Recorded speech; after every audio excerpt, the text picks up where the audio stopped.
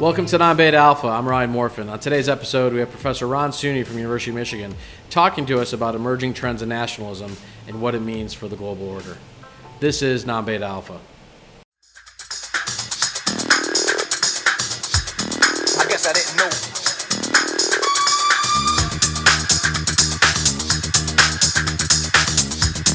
I guess I didn't know.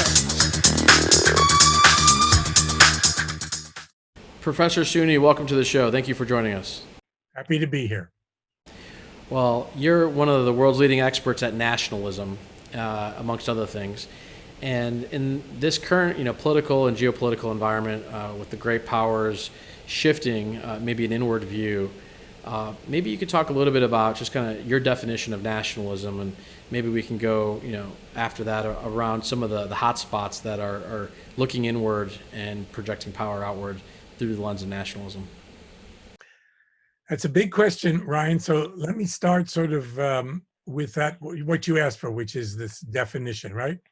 Yep. So nationalism, first of all, is one of those terms like liberalism, conservatism, socialism, whatever, which has too many meanings. So when people use the term, it can mean everything from the Russian motifs in an opera by Tchaikovsky to Hitler's policies toward Poland and the Jews. So it has this kind of grand and capacious meaning. And when a thing means too many things, and when it's applied too often, it doesn't really tell you much. It's not very interesting. So what I am trying to do, I'm writing a book called Forging the Nation, the Making and Faking of Nationalisms. And I begin with the notion that the nation itself, the thing we think of as the nation, the thing that nationalists appeal to, is a thing that is made up. It's constructed by nationalists, politicians, poets, historians, all kinds of people, and it can mean all kinds of different things. So if you look at the United States, what would be American nationalism? Would it be some kind of patriotic commitment to the fundamental values of the founding fathers and the Constitution, Declaration of Independence? Would it be, give me you're tired, you're poor, you wretched of the earth, come here and breathe free? Or would it be America first? Close the doors, I'm in. Even though my parents were immigrants, we're now here, born here, so we don't want any more. It can mean all these different things. But to be more precise at the moment, in answer to your question, nationalism, whatever it is, the idea that the nation comes first, and a kind of new kind of populist, authoritarian almost nationalism, America first, Hungary first, make Russia great again, China against the world, those kinds of nationalisms, the closing of doors, the guarding of borders, that has seen an upsurge in the last 10 years at least, and seems to be accelerating at the moment.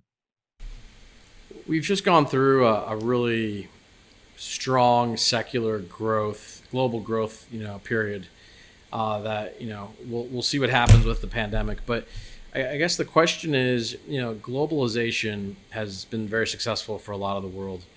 And the 19th century concept of a nation, had borders, had an identity. How is globalization challenging that, you think? And is there a future, from a socioeconomic evolutionary standpoint, is there a future for nations if we get back on the globalization bandwagon? Or do you think that's an outdated framework? Today. No, this is a really good question. I've actually written about this, and it'll probably come in the book somewhere, right? Toward the end, probably, So globalization is a kind of euphemistic term for the spread of global capitalism.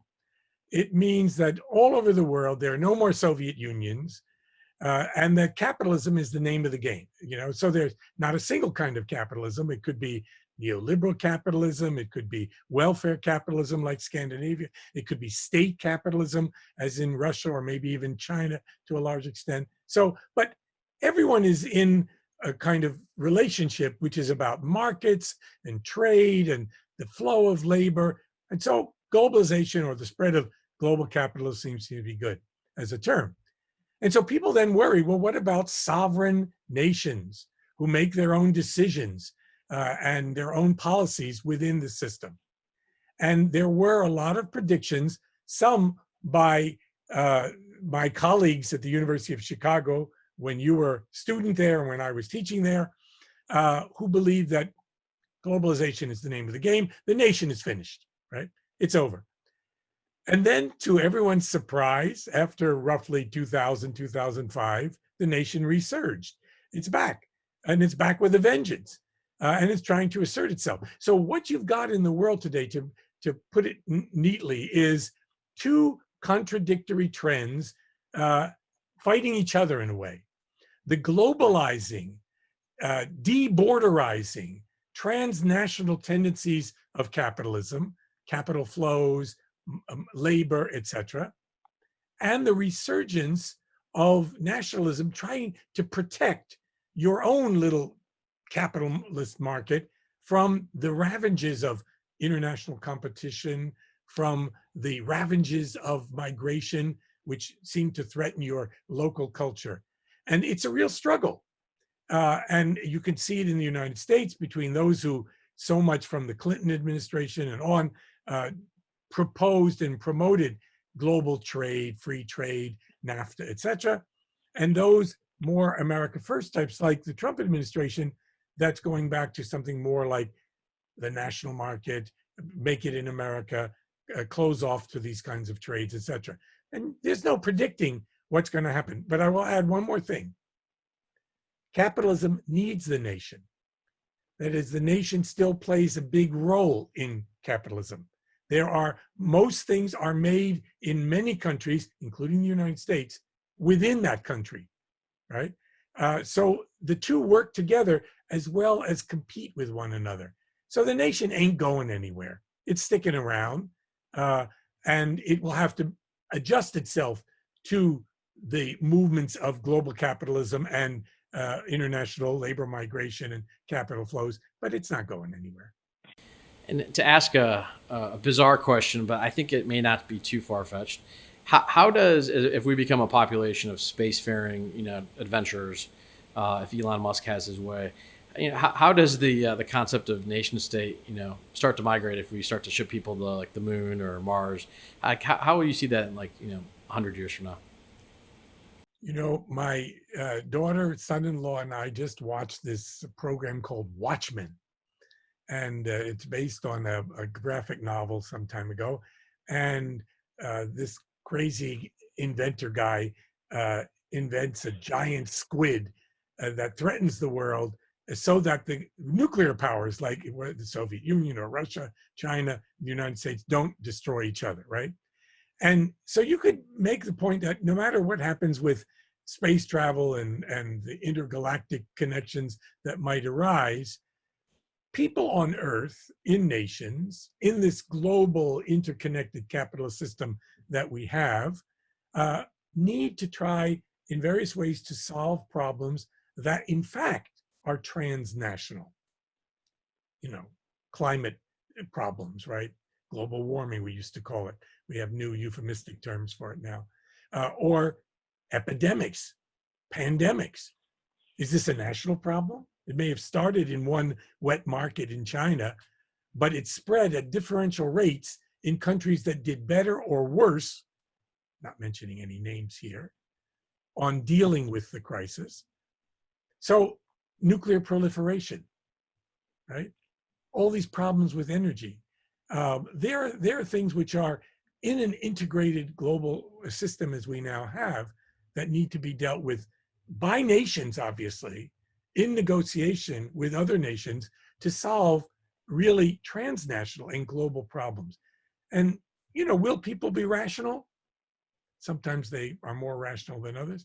Or will they be more, selfish, greedy, inward looking? Well, we'll see. The pandemic has been such a shock to the economic system and to people's own perceptions about things like inequality, race, the nature of the capitalist system, whether we need something more socialistic, that maybe this is a turning point. They're calling it inflection point. I had to look that one up, but a turning point.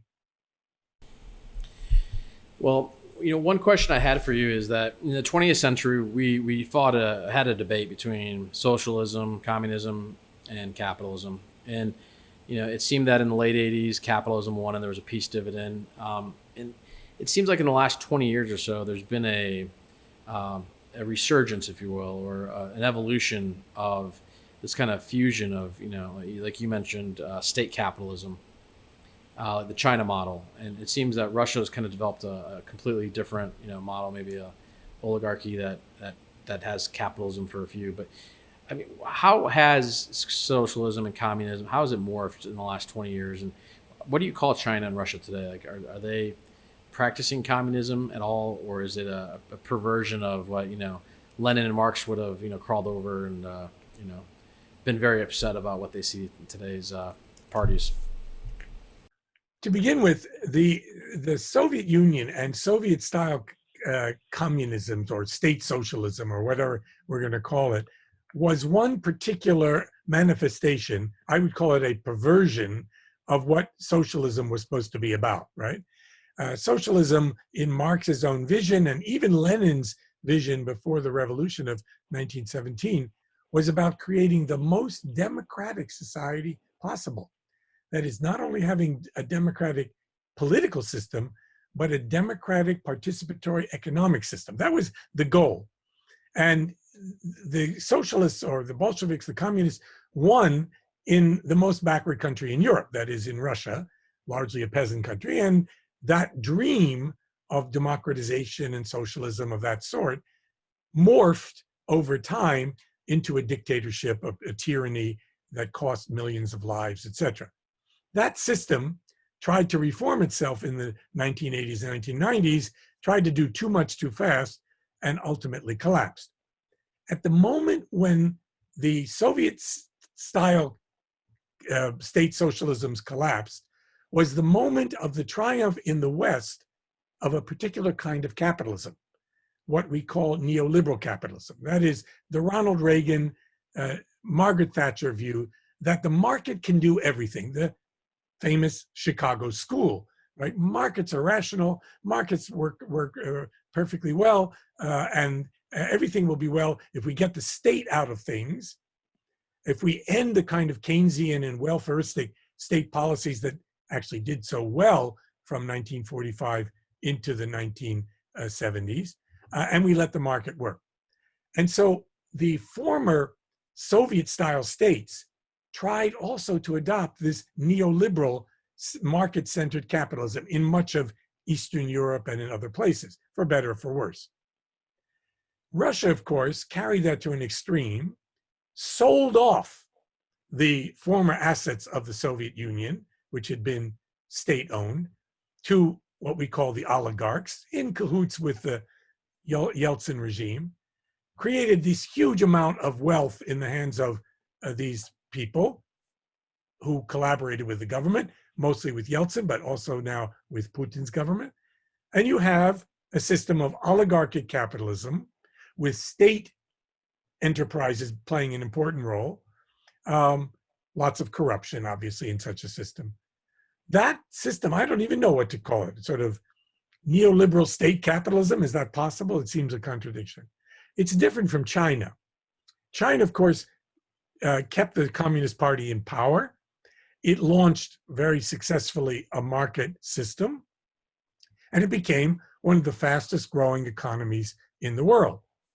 And because of the hold of the Communist Party, this authoritarian form of capitalism, and the amount of freedom they gave to entrepreneurs to do well, there was a kind of deal made, the party said to the entrepreneurs, you go make money and don't mix in politics. We'll do the ruling and you go make money. And I actually heard that from Chinese businessmen when I visited China in the 1990s. So that happened. And you've got a state capitalism with lots of market features, obviously, in China that was doing so well. and it is, after all, the largest country in the world in terms of population, and very ambitious and very well organized, that it scared the hell out of the United States, which has been the dominant capitalist country, and many other Western countries. And so now the United States, through various means, tariffs, accusations of all kinds of things about China, is trying to somehow contain China, which is going to be extraordinarily hard to do because it's so big, so powerful, etc. And China, of course, has its own clay feet. They have serious problems. Authoritarian states have to maintain, police regimes and censorship, none of which is good for entrepreneurship. And they also have problems with non-Han Chinese nationalities. They're putting hundreds of thousands of people in camps in the Uyghur areas of Xinjiang. So it's a mixed bag, but what we're seeing is a really global struggle between the United States, which is in many ways declining as a power, and the Chinese, which is rising as a power. And if you read your Thucydides way back when, that's a very dangerous scenario in terms of peace and war. Yeah, and the book you're mentioning, Thucydides' Trap. I mean, not all of those 16 examples ended in war, but I think it was like 13 out of the 16 did. So the odds are not stacked in favor of a long-term successful peaceful rise. But as it relates to socialism or communism, there still seems to be relics of the past still playing out. Like, what would you consider Venezuela? Like, how do you look at that framework? Are they just missing the boat that this model is dead and you need to adhere to a China model? Or how would you look at, if you were advising the folks in Venezuela to look at their current practice of socialism? So as I mentioned before, the word socialism means many different things, right? It can be state socialism of the authoritarian type as in the Soviet Union or Mao's China.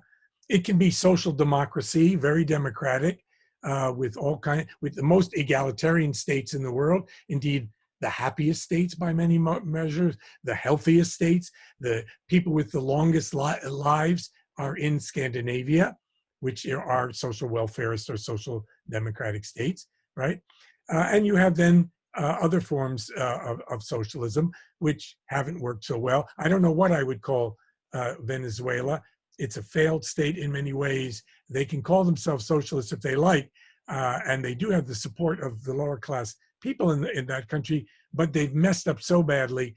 They've ruined the economy. They've given socialism a bad name, right? This can happen to capitalism too, right? Capitalism didn't particularly look good in the 1930s during the Great Depression. So, but if I were thinking about the future, and if I were thinking, how can we improve the situation?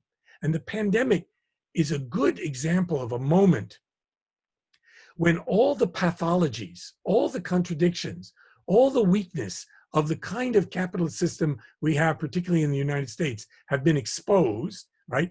Tremendous inequalities, the diseases killing poorer people, blacks, Hispanics, more than affluent whites, etc.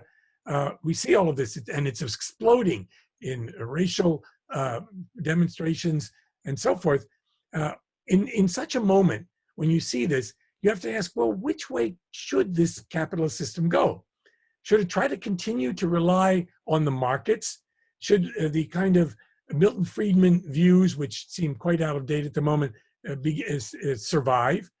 Or do we need, in a sense, a much more enlightened policy, thinking about the common good, the public good, something like a public health system, which might have prevented or reduced the cost of this pandemic? Do we need investments in things like public goods, infrastructure in the country, ways to protect the most vulnerable people, money for mental health issues, and so forth?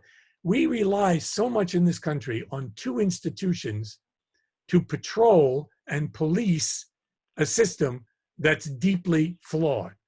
One is the police, who have to do everything from mental health to dealing with the drug crisis to real crime, and two, the educational system, which we use almost as a policing device or disciplining device to keep young people in their place. And the education in particular is underfunded, and yet we require it to do so much in its own weakened condition. So we need to think of ways in which the state works with the economic system and the private sector, et cetera, to move things in a way that some of these crises and some of these problems, which are shared by the whole population, can be dealt with more systematically, more effectively, more rationally. Well, as we're talking about different kind of social constructs, the European Union is another one that's gone through a lot of change in the last few years. What are your thoughts about this Brexit, UK exiting the EU, and what are your thoughts on the future of this European experiment? Can they create a European nationalism, or do you think it's going to be too tough with the history there to really solidify a new identity? So, and I should first confess that I'm an anti-nationalist. That is, I'm not a nationalist. I am probably what people would call an internationalist or a globalist or something like that. You can throw those terms around. That is, I see nationalism as generally fairly pathological, fairly dangerous, particularly in a world that is so transnational, so global, et cetera, where these grand problems that cross borders need to be solved.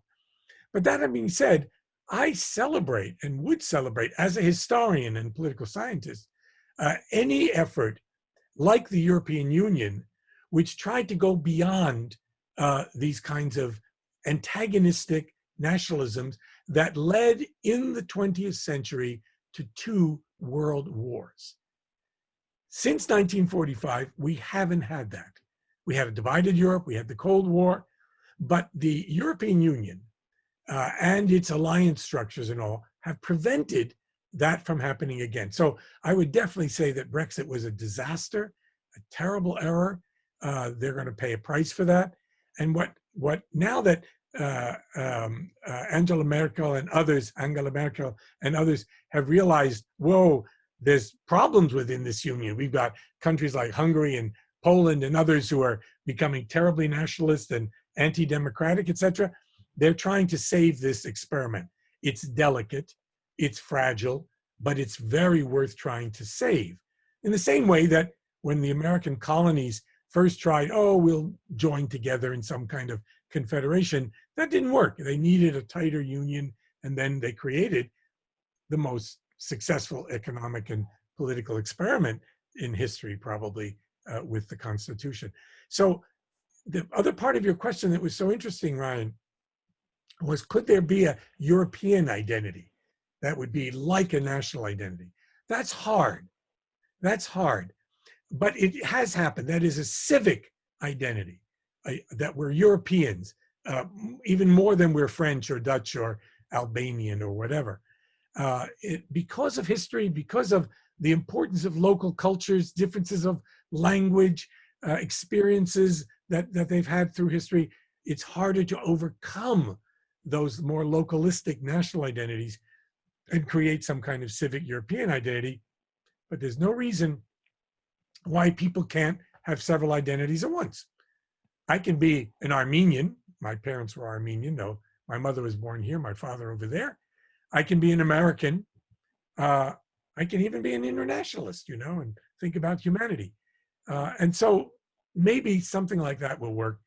But I regret that some of the great experiments like the Soviet Union, which had its faults, of course, ultimately exploded into 15 different nation states, many of them very nationalistic and authoritarian at the moment, rather than through some more gentle process to evolve into a more democratic, maybe social democratic union.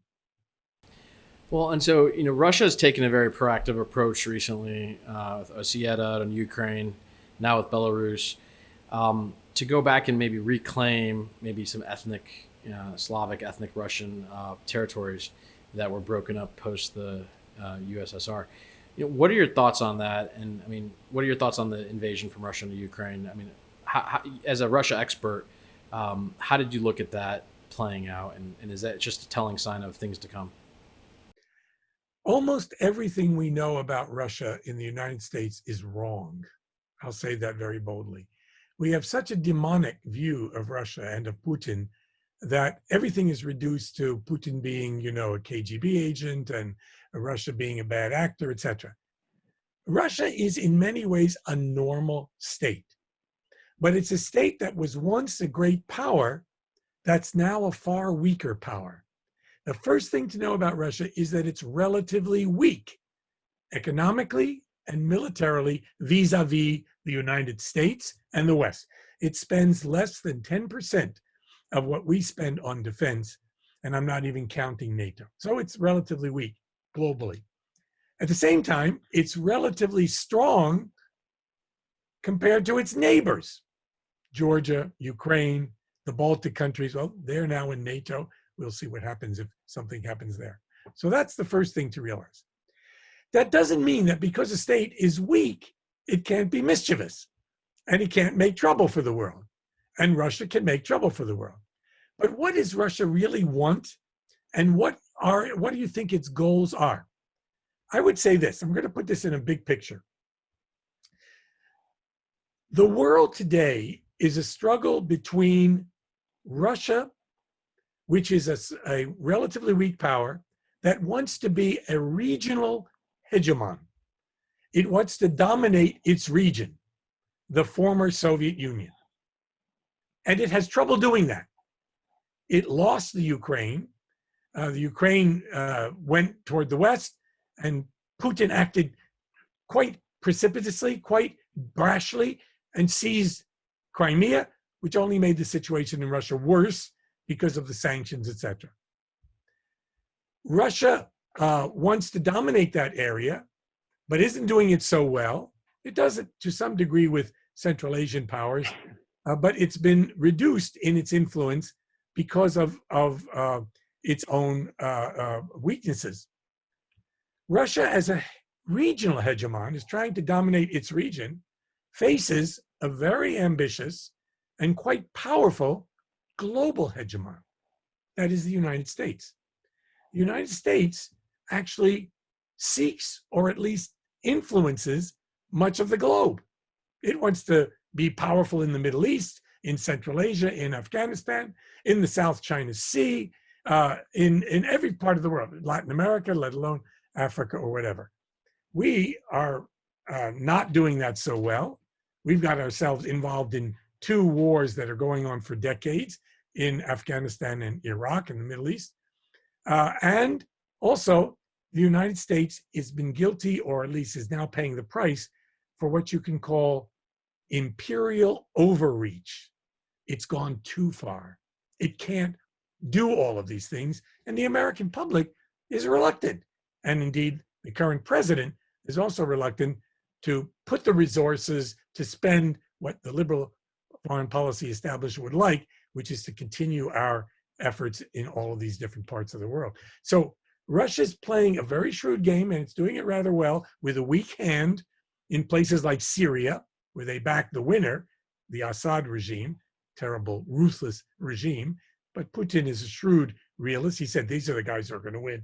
I'm going to be on their side. And they basically reduced the American role. The Americans, in a shameful way, exploited the Kurdish population of Syria and then abandoned them and allowed the Turks to move in and destroy their enclave, Rojava, in that area.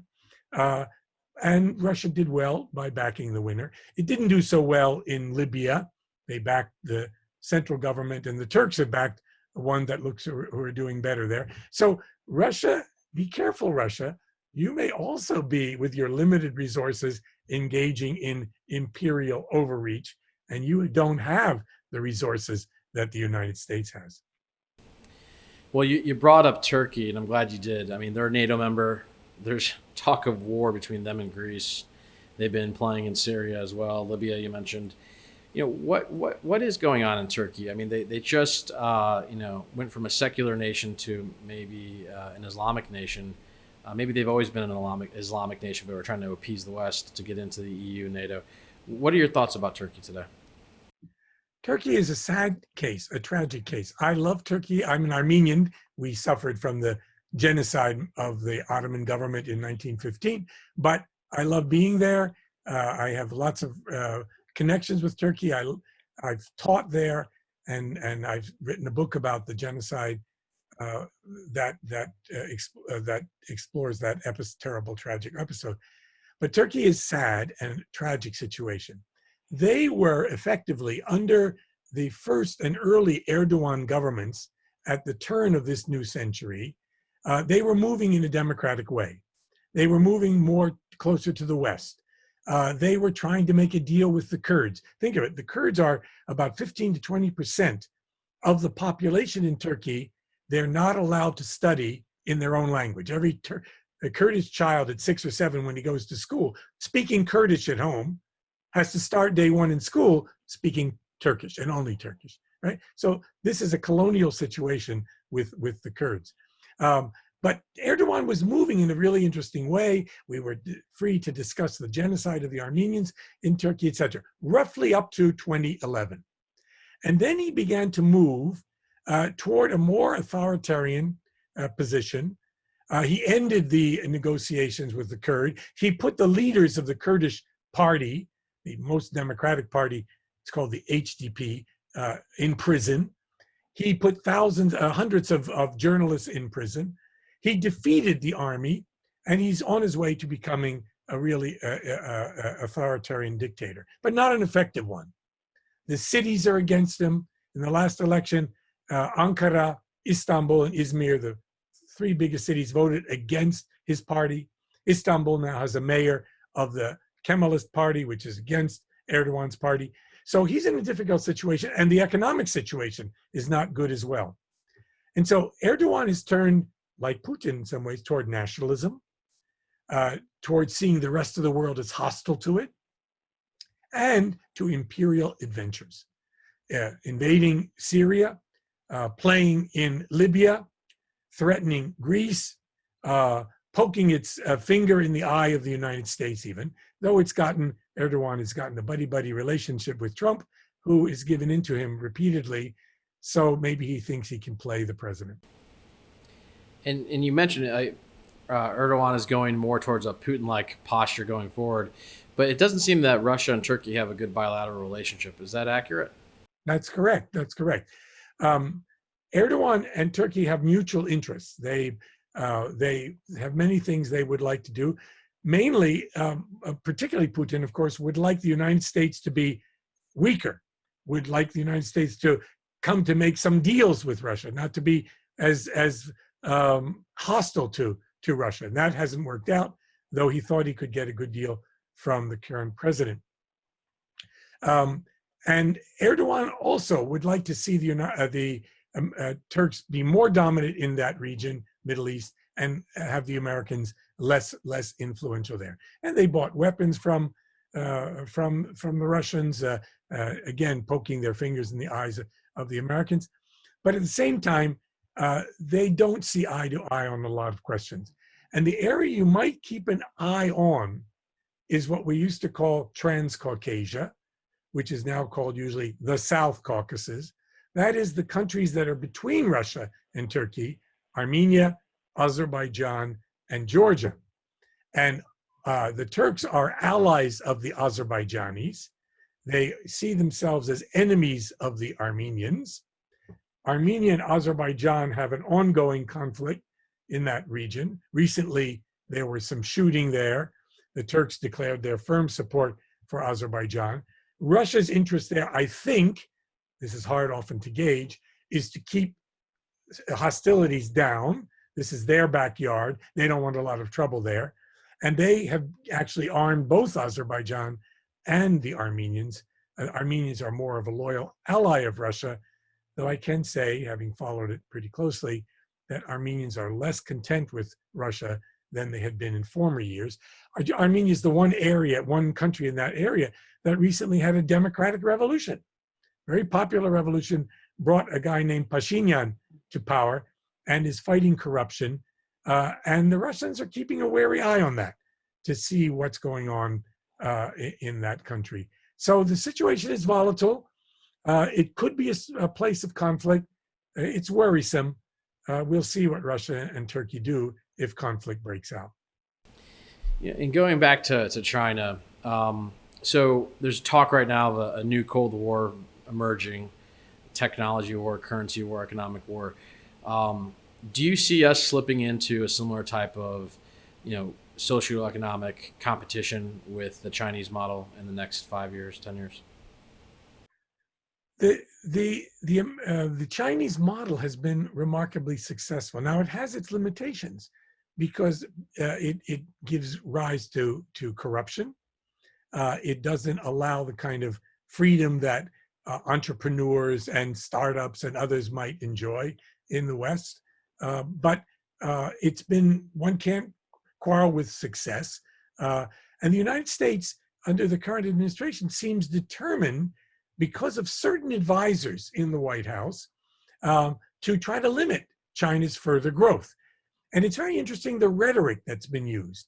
They talk about China as communist. They talk about the Communist Party, and they're raising a lot of these old Cold War images about China. Well, they worked well in the past, but people don't seem to be buying it. After the success of Bernie Sanders and many of the young women and others of color who have been elected to Congress, socialism in America, whatever it means something quite weak, I think, but social democratic, welfaristic policies, um, efforts to end the great polarization of wealth and poverty in the country. That kind of movement has had great success among young people. People aren't frightened by the word socialism in the way they were when you and I were at Chicago. They seem to be much more willing to think about ways that capitalism can be made to work better, perhaps by paying more attention to the weaker, the more vulnerable, the less well off. I mean, it seems to me that if we start to move our supply chains back from China and the economic, capacity that entails, it should have a wealth effect on, the emerging middle class, the working class. And I'm wondering, if that is a solution that is going to be a byproduct of this, what I'll call economic confrontation that I see on the horizon. But you bring up a good point about, the movement around Bernie Sanders, and now he's two elections. I mean, he showed some pretty impressive numbers in terms of just volume of support. Do you think? I mean, I don't know many more elections he has in him, but do you see an emerging political class? I don't know if it's AOC or people like that on the horizon that really will put a permanent, socialist party here in the United States in the future? We're not going to have a socialist party, but we might have a more progressive, more social democratic Democratic Party. Now, the problem is the current front runner in the Democratic Party is a moderate, a centrist, a liberal, and he's wary of how the left wing of his own party. He's made some gestures and concessions, but you can look in the next week to see who he actually chooses for his vice presidential choice. If he chooses Elizabeth Warren, then he's saying, I'm opening to the left. I'm opening to the progressives. We really got to move in a different direction. I would suspect that that's not going to happen. It may be someone more centrist, more like Kamala Harris or my own governor here in Michigan, Gretchen Whitmer. But Well, he just announced while we were on the show. Kamala Harris. Oh, really? Regrettable, in my view, but regrettable. It was, kind of particular conjuncture. It was, Black Lives Matter, the killing of George Floyd, the people in the streets, and it became almost impossible to go any other way. Kamala Harris and Joe Biden is a very centrist regime ticket.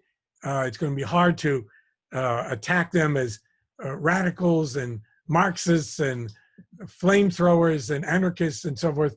The Republican Party will have to think up something new. Yeah, it's going to make for a much tighter election. I think she's a moderate, Biden's a moderate. not to make a call, but what do you think is going to happen in November? Do you think Biden runs away with it, or is Trump the maestro of pulling things from way behind and surprising people? It could be one or the other. That is, I think Trump is a kind of magician. I think Trump is he's a wonderful snake oil salesman. He's very effective in these kinds of things. He has learned how to use social media and the media to dominate it. He seems a little bit confused at the moment, almost to be decomposing in front of our eyes in recent interviews and so forth. And the pandemic has obviously damaged him seriously. It will very much depend on how in the next 2 months or so things work out with the pandemic, whether people can be mobilized, young people and people of color and women in the suburbs against Trump, or whether, the Trump coalition, his base, so to speak, holds together. I wouldn't make a prediction. I'll go out and vote, though, by mail. Were you surprised in 2016 that he pulled it out? I worried about it. I seriously worried about it. We had such an extraordinary candidate in Hillary Clinton. She was certainly the most competent person ever to run for the presidency in the last half century since Franklin Roosevelt. But she was so brutally treated and so brutalized. That is, if you look at the recent documentaries about Hillary, it's amazing what a job they did on her. So they created this monster. She wasn't Bill Clinton. She didn't have the same charisma, etc. And ultimately, she did win the popular vote, let's not forget. But they played badly at the end. And by 11,000 votes in Michigan, less than 11,000 votes, they took the state of Michigan. So it was quite surprising to people. Even Trump didn't realize that he would be elected. He certainly wasn't prepared for it. And he's continued to be unprepared for it. Well, we're going back into the school season, and I wanted to just hear your thoughts about, as a professor, what are your thoughts about students coming back to campus? What are your thoughts about teaching coursework? Do you think younger kids should go back to school? What are some of your thoughts around the decisions a lot of parents are having today? We have so much evidence that if you try to normalize things too soon, you're going to have another spike in this virus. They're about to bring 35,000 students back to our little town of Ann Arbor. I think this is delusional. I think it won't work, and maybe by October we'll have to close down again. I'm teaching only online, both of my courses. Many of my colleagues are upset that the administration is bringing back people. I know it's a hardship. University, I feel bad for the freshman class. They want their freshman experience. They want to come to campus and learn all the things that you learn your freshman year about drugs and drink and sex and all of those things, as well as some other learning goes on as well. But still, this is not the moment for that. This is not the moment for that. We should be much more circumspect, much more careful. Why not do that in January, when we learn what's going on with this pandemic, when maybe there'll be some effective vaccine? So I'm very much against the normalization in the short term. Well, you have a new book coming out, and I'm looking forward to it. It's called Stalin, Passage to Revolution. Do you mind sharing a little bit about the synopsis of the book and what you're writing about? So about 35 years ago, maybe when you were a twinkle still, Brian, I decided I was going to write a biography of the young Stalin, of Stalin up to the revolution, because I had done a number of books on Georgia and Caucasia and so forth. And I was interested in this evolution. And so I started. And then I realized after a while, wait a minute, Gorbachev is opening the archives. I went ahead and learned Georgian, the language he spoke as a young person. And finally, when all the archives opened and so forth, I wrote this book. And what the book attempts to do is tell us a story of how the poor son of a carpenter, an alcoholic carpenter, managed somehow. He was, as a boy, a young fellow with a beautiful voice. He was called Bulbuli, nightingale. He loved singing. He was a romantic poet. He was a nationalist. How that creature, how that person became the Machiavellian, tyrannical, despotic person that we know as Stalin. So this book tries to show how that movement developed, how it created people like Stalin who ultimately came to power. That's the story I'm trying. Well, that's out in October, and we'll make sure we hyperlink it to this episode for our viewers. So what are any silver linings you see in the geopolitical world today? I mean, it seems that we're in a very dangerous place. There's a lot of uncertainty, a lot of fault lines emerging. But are there any silver linings or things we should be worried about? Ryan, maybe you remember from our days at Chicago, self-culture and society, no matter how dire the situation might be, and when you study history, you see catastrophe after catastrophe. Think about the 20th century, right? 2 world wars, the Great Depression, all of these things. When you think about that and you're teaching young people, you never leave them with a pessimistic or cynical outlook. Pessimism leads to the right. Pessimism leads to a conservative position. I try to leave them with a much more optimistic view. That is because history is really strange. I think I end many of my courses with, don't mistake the present for the future. Particularly young people, anything can happen. And a lot will depend. You mentioned the election. If Trump wins, we're going to move in one direction. If Biden wins, we're going to move in another direction. Maybe not as far as I would wish, but certainly things will be different. So what are the bright sides? The bright sides that people have been mobilized. People have been in the streets.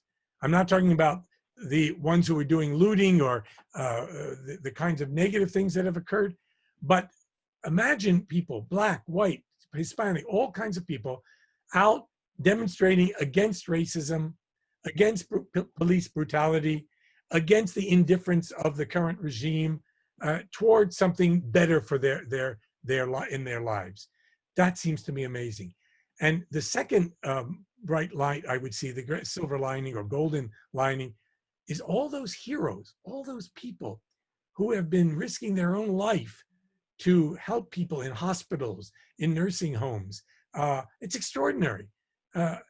We can talk about people as greedy, as selfish, as out for themselves.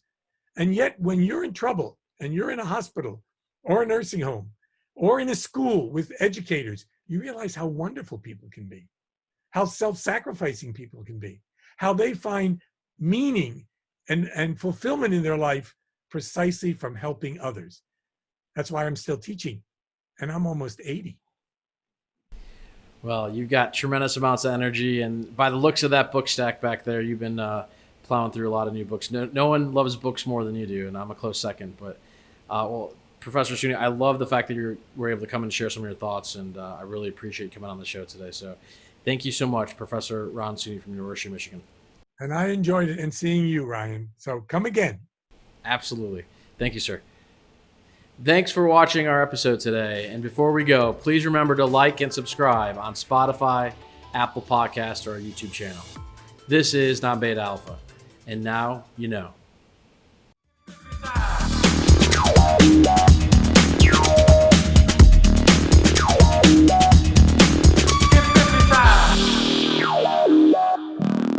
Get busy time! All price references and market forecasts correspond to the date of this recording. This podcast should not be copied, distributed, published, or reproduced in whole or in part. The information contained in this podcast does not constitute research or recommendation from Non-Beta Alpha Inc., Wentworth Management Services LLC, or any of their affiliates to the listener. Neither Non-Beta Alpha Inc., Wentworth Management Services LLC, nor any of their affiliates make any representation or warranty as to the accuracy or completeness of the statements or any information contained in this podcast, and any liability liability, therefore including in respect of direct, indirect, or consequential loss or damage, is expressly disclaimed. The views expressed in this podcast are not necessarily those of Non-Beta Alpha Inc. or Wentworth Management Services LLC, and Non-Beta Alpha Inc. and Wentworth Management Services LLC are not providing any financial, economic, legal, accounting, or tax advice or recommendations in this podcast. In addition, the receipt of this podcast by any listener is not to be taken as constituting the giving of investment advice by Non-Beta Alpha Inc. or Wentworth Management Services LLC to that listener, nor to constitute such person a client of any affiliate of Non-Beta Alpha Inc. or Wentworth Management Services LLC. This does not constitute an offer to buy or sell any security. Investments in security may not be suitable for all investors. An investment of any security may involve risk and the potential loss of your initial investment. Investors should review all risk factors before investing. Investors should perform their own due diligence before considering any investment. Past performance is not indicative of future results. Investment products, insurance, and annuity products are not FDIC insured, not bank guaranteed, not insured by a federal government agency, may lose value.